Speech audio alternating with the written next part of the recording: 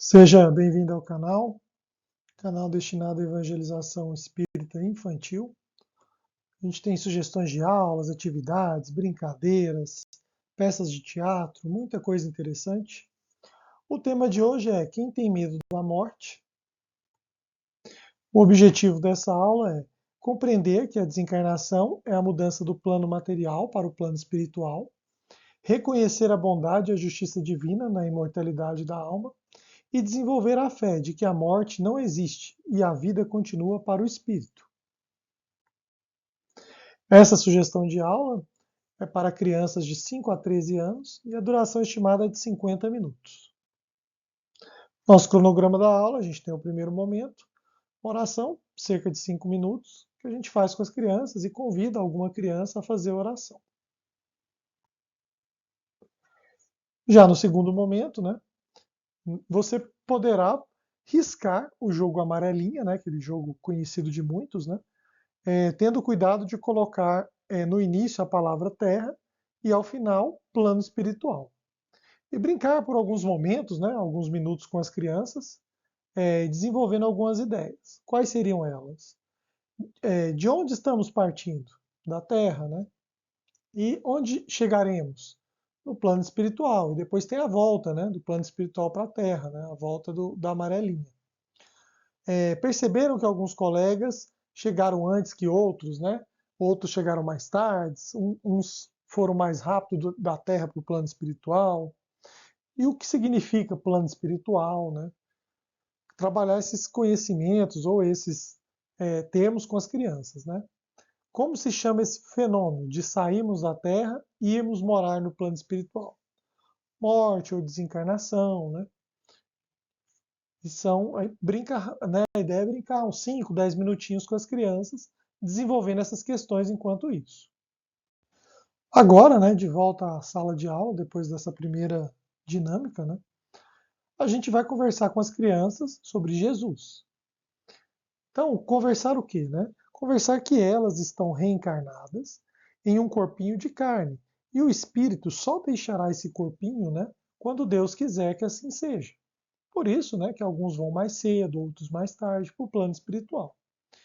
E com as outras pessoas não é diferente. Temos a certeza de que a vida continua. Jesus vive. Essa certeza nos foi dada por ele mesmo quando apareceu a Maria Madalena após sua crucificação e aparente morte. Assim como ele, viveremos também. Devemos aproveitar a reencarnação. Como aproveitar?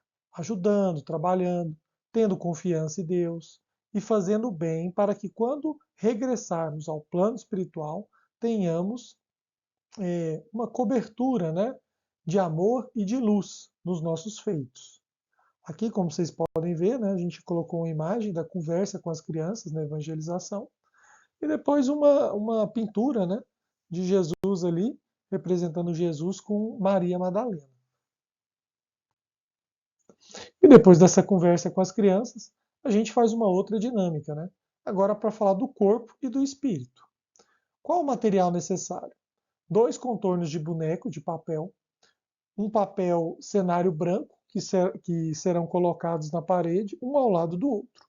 Várias figuras de órgãos do corpo humano, boca, nariz, sobrancelha, pulmão, coração, e vários nomes de sentimentos. Gentileza, bondade, fé, coragem, caridade. E qual é a atividade?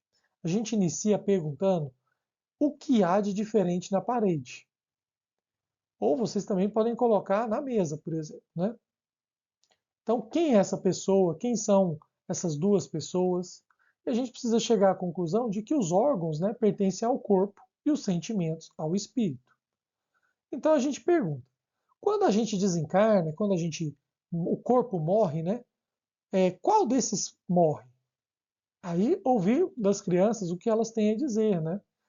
A ideia, né, é explicar para as crianças que o corpo físico morre, né? Aquele corpo que tem a boca, o nariz, as sobrancelhas, o pulmão, o coração. E depois ir para a figura do corpo ligado ao espírito pelo cordão fluídico, explicar que quando há a morte, há esse corte do cordão fluídico. Mas o corpo espiritual ele não morre, ele continua. E ele é vamos dizer assim, uma imagem, né, do corpo físico naquele primeiro momento. Então, com a morte do corpo físico, né, há a separação do espírito com esse rompimento do cordão fluídico. E o espírito fica novamente livre do corpo, né, no plano espiritual. E agora a gente explica melhor sobre a imortalidade para as crianças.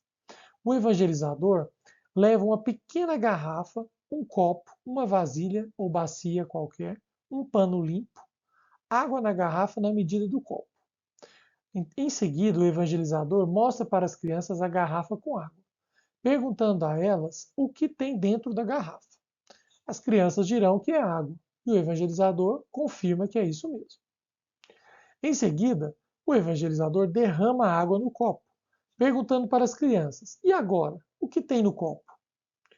Elas dirão, e o evangelizador confirma novamente que é água, né? A água saiu da garrafa e foi para o copo.